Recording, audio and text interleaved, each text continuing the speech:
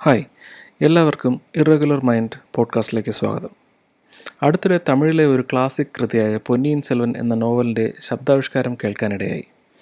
അപ്പോഴാണ് നമ്മുടെ സ്വന്തം ഭാഷയിലെ one of the best and ഫസ്റ്റായ ധർമ്മരാജ എന്ന നോവൽ എന്തുകൊണ്ടൊരു പോഡ്കാസ്റ്റ് സീരീസ് ആക്കിക്കൂടാ എന്ന ആശയം എനിക്ക് തോന്നിയത്.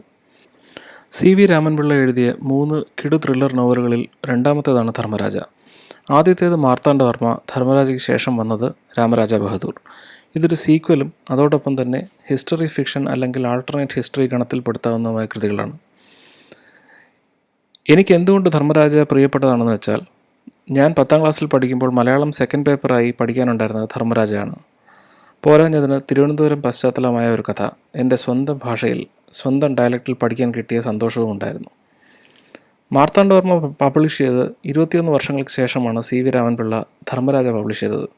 ആ 21 വർഷത്തെ ഗ്യാപ്പ് ധർമ്മരാജയെ നന്നായി ട്യൂൺ ചെയ്ത് മാർത്താണ്ഡവർമ്മയെക്കാളും നല്ലൊരു നോവലാകാൻ സഹായിച്ചിട്ടുണ്ട്.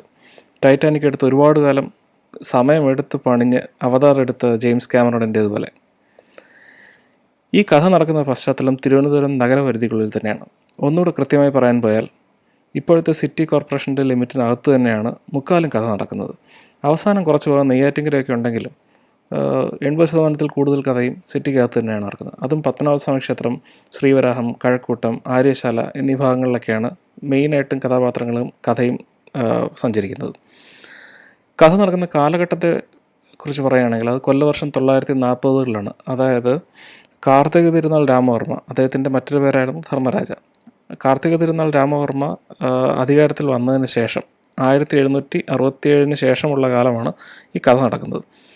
പറയപ്പെടുന്നത് ആ സമയത്തുള്ള നമ്മുടെ തിരുവനന്തപുരത്തിൻ്റെ സംസ്കാരവും അതിലുള്ള അവരുടെ ഭാഷാ ശൈലിയും ഒക്കെ വളരെ കൃത്യമായി ഈ നോവലിൽ എഴുതി ചേർത്തിട്ടുണ്ട്, ഉപയോഗിക്കുന്നുണ്ട് എന്നാണ്. ഈ നോവൽ ഇപ്പോൾ പബ്ലിക് ഡൊമൈനിലുള്ളതാണ്. വിക്കി സോഴ്സിൽ ഇതിൻ്റെ ഫുൾ വെർഷനുണ്ട്. എന്നാൽ മുഴുവൻ കഥ വളരെയധികം നീളമുള്ളതിനാൽ ഞാൻ അതിൻ്റെ ഒരു സമ്മറി എന്ന രീതിയിലാണ് ഇത് അവതരിപ്പിക്കാൻ ശ്രമിക്കുന്നത്. എല്ലാവർക്കും ഈ കഥ ഇഷ്ടപ്പെടും എന്ന് കരുതുന്നു. I am excited to do this project. അടുത്ത എപ്പിസോഡ് മുതൽ കഥ കേൾക്കാൻ തുടങ്ങാം.